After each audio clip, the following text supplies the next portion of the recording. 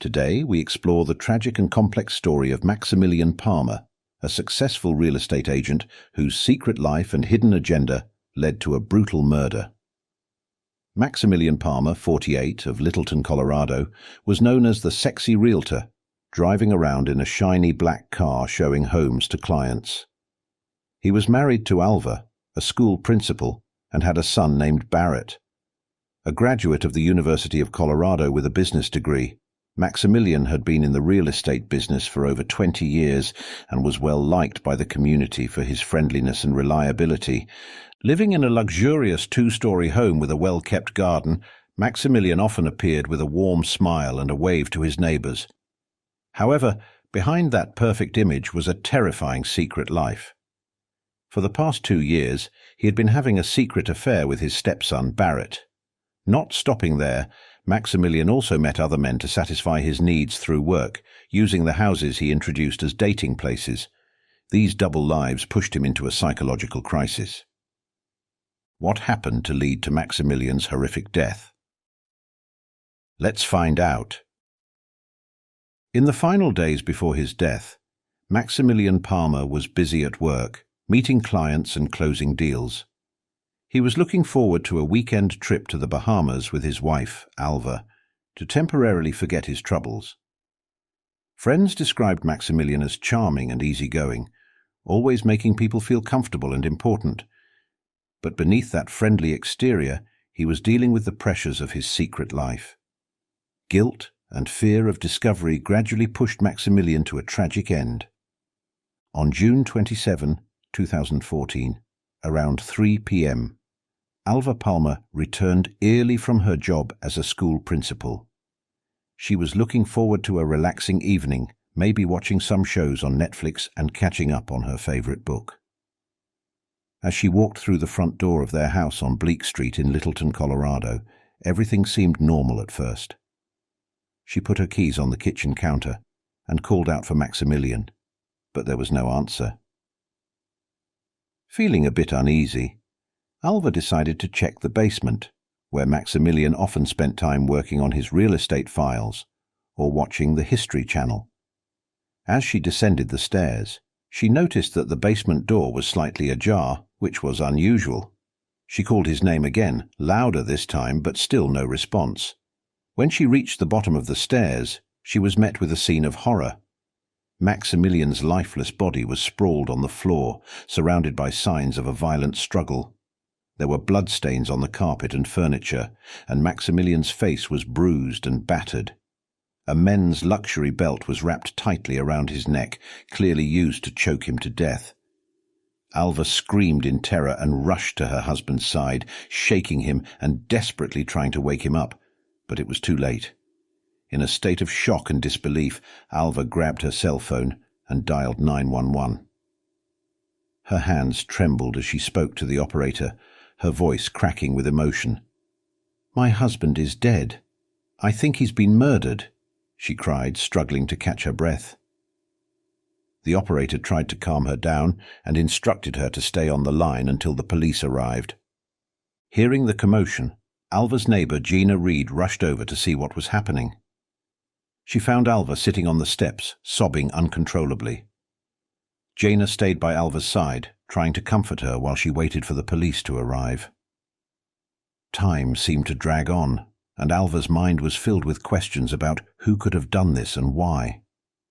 When the police finally arrived, they quickly sealed off the scene and escorted Alva and Gina out of the basement. Alva was still in a state of shock, unable to comprehend what had happened. She kept muttering, "Who could do this to Maximilian?" The discovery of Maximilian's body sent shockwaves through the quiet community of Littleton. News of the murder spread quickly, causing neighbors and friends to gather outside the Palmer house, trying to make sense of the tragedy that had occurred in this seemingly perfect neighborhood. On June 27, 2014, at 3:15 p.m., the Littleton Police Department received a frantic 911 call from Alva Palmer. Officers arrived at the scene within minutes, led by Detective Joyce Price, a seasoned investigator known for his meticulous approach. The Palmer home, located on the quiet Oak Street, was quickly surrounded by police cars, and yellow crime scene tape was stretched around the perimeter. Detective Price and his team entered the basement, where they were confronted with a grisly scene. Maximilian Palmer's body lay on the floor, with a men's luxury belt wrapped tightly around his neck. Bloodstains were visible on the carpet and nearby furniture, indicating a violent struggle. Detective Price, a stern man in his late 40s with sharp eyes and a calm demeanor, took in the scene with a steely resolve. The police began their investigation by collecting evidence. They photographed the scene from various angles, documenting every detail. The belt used in the murder was carefully bagged as evidence, and detectives searched for fingerprints and any other clues that might lead to the killer. Detective Price noted the overturned furniture and signs of a struggle, indicating that Maximilian had fought for his life. Forensic experts arrived to process the scene, using luminol to detect blood traces and collecting samples for DNA analysis. They meticulously combed the area for hair, fibers, and any other potential evidence. The brutality of the murder shocked even the most experienced officers, but they remained focused on gathering all the information they could. Detective Price interviewed Alva Palmer, who was still in shock from discovering her husband's body. She described her day and the horrifying moment she found Maximilian. Her account was detailed and emotional, but she insisted she had no idea who could have done this. Alva's alibi was quickly verified, as she had been at work at the time of the murder. Next, the police began canvassing the neighborhood. They spoke with neighbors, including Gina Reed, who had come to Alva's aid. She described hearing Alva's screams and finding her on the front steps, distraught and incoherent. Other neighbors mentioned seeing Maximilian earlier in the day, but nothing seemed out of the ordinary.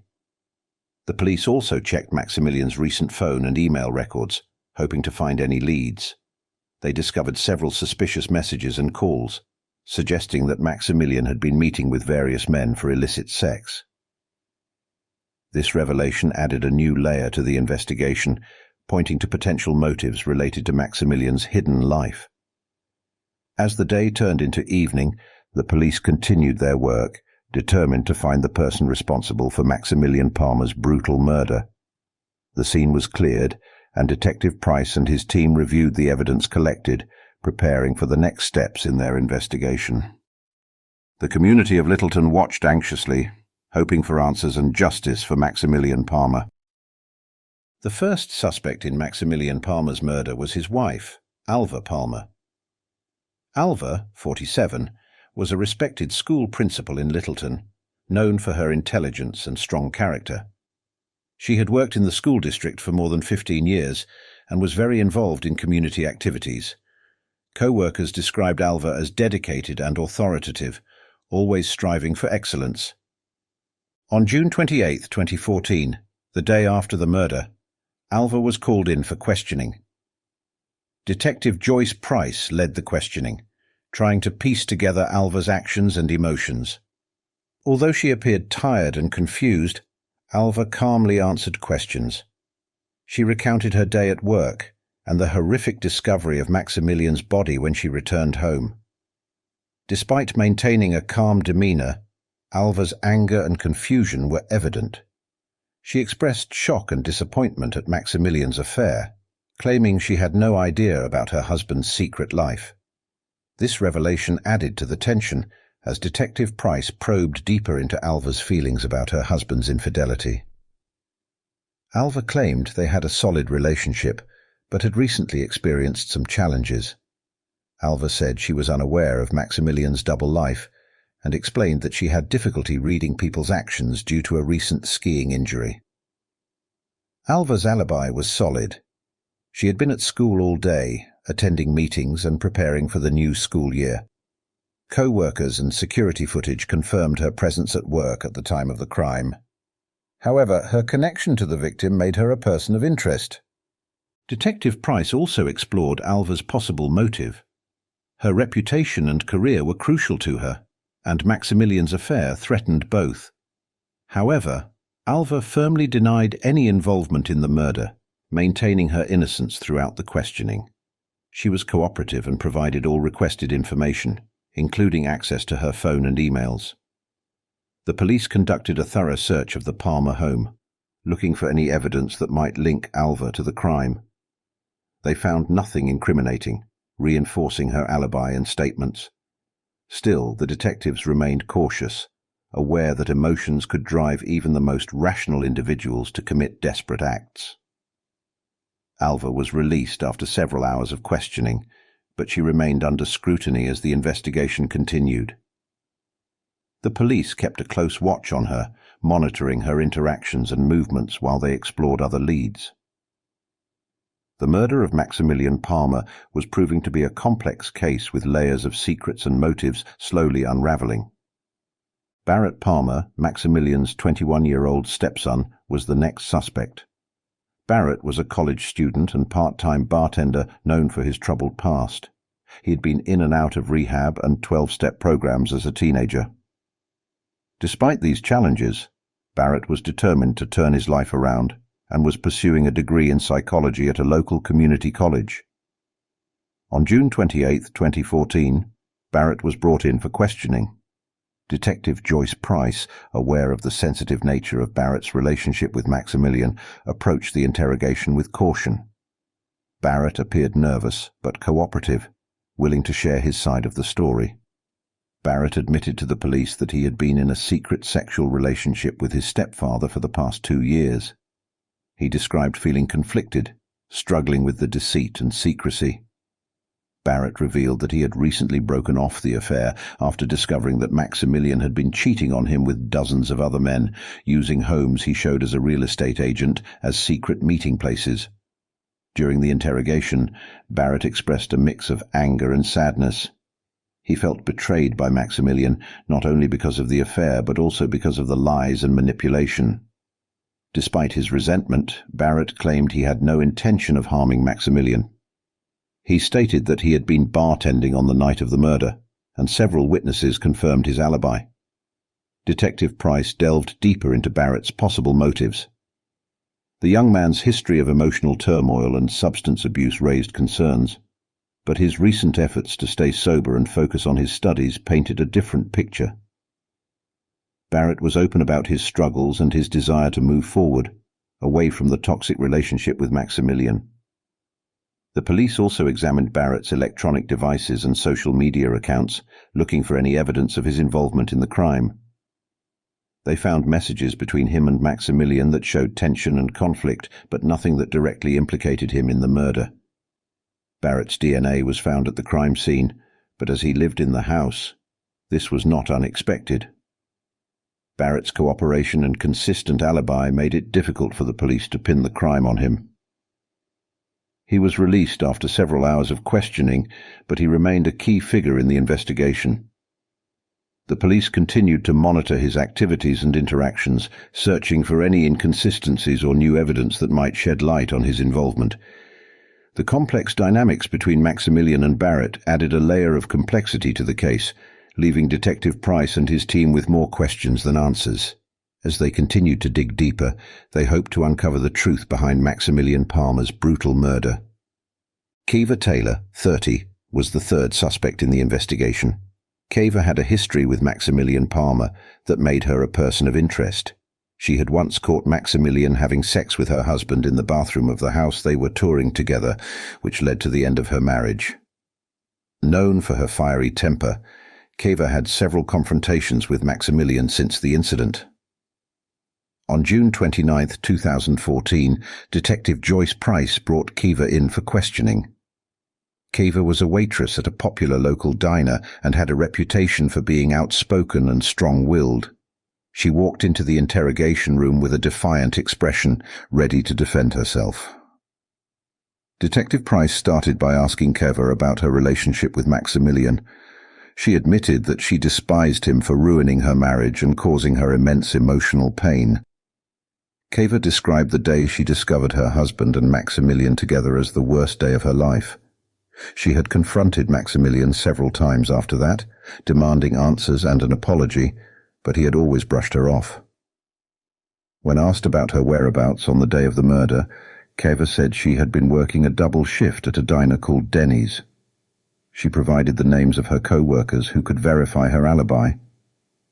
Detective Price called the diner and spoke with Alexa's manager, who confirmed that Keva had been at work all day. Multiple co-workers also confirmed seeing her during her shifts. Despite her solid alibi, Detective Price explored Alexa's possible motives further.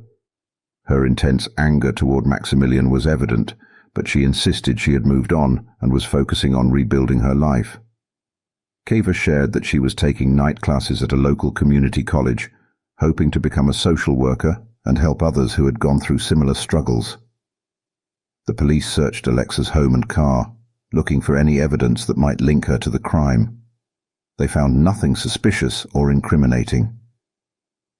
Alexa's phone records and social media activity showed no contact with Maximilian in the weeks leading up to the murder. Throughout the interrogation, Keva remained calm and composed. Despite her obvious disdain for Maximilian, she answered all questions directly and showed no signs of guilt or deception. Detective Price noted her cooperation and honesty, but knew they had to keep all possibilities open. After several hours of questioning, Keva was released. The police continued to monitor her, aware that her past with Maximilian made her a potential suspect. However, her alibi and lack of evidence made it difficult to tie her to the crime directly.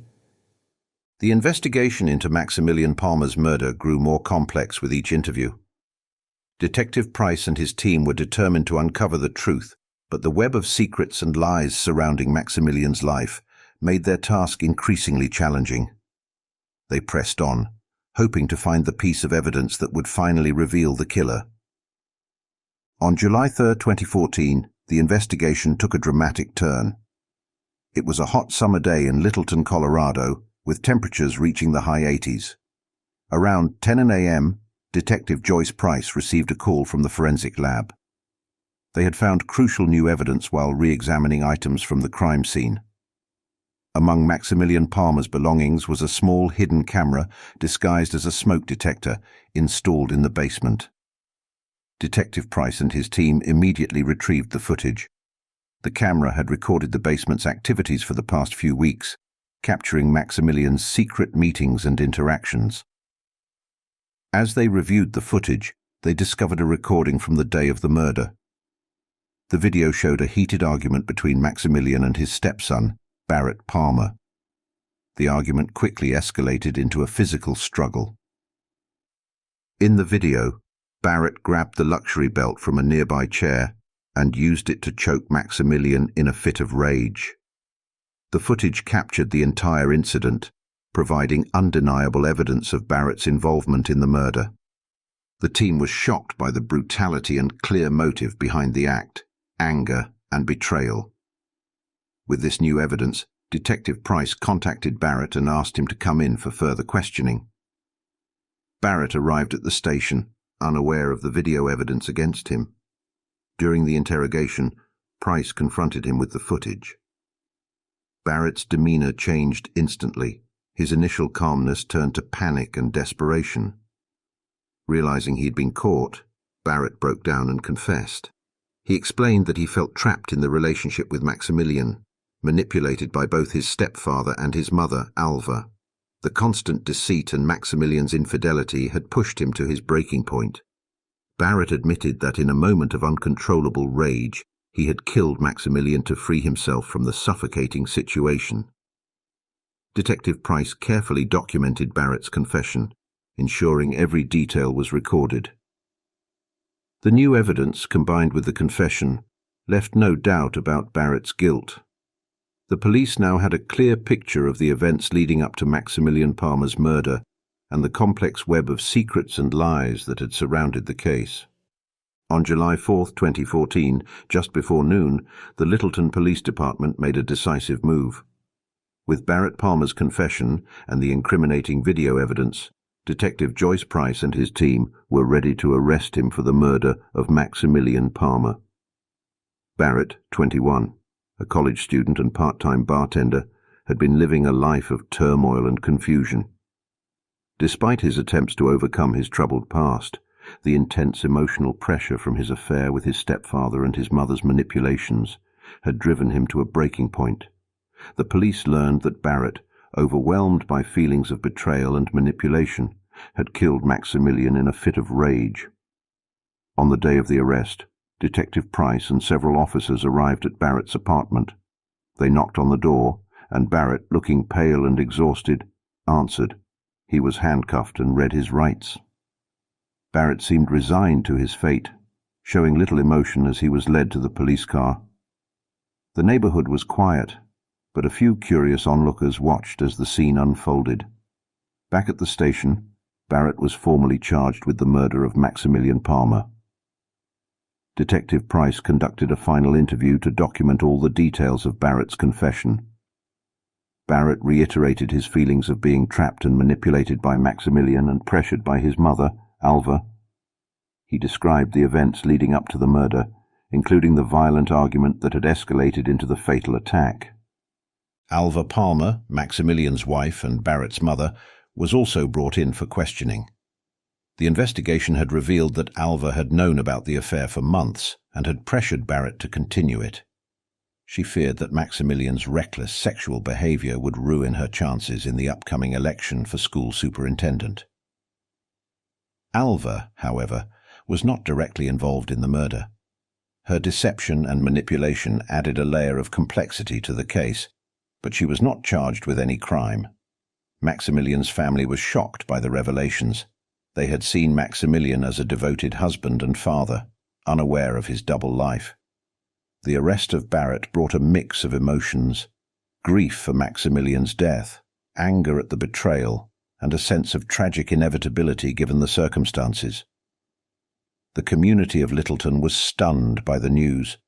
The murder had exposed a hidden world of secrets and lies, shaking the town to its core. As Barrett awaited trial, the Palmer family and the entire community tried to come to terms with the shocking events that had unfolded. The police had solved the case, but the emotional aftermath would linger for a long time.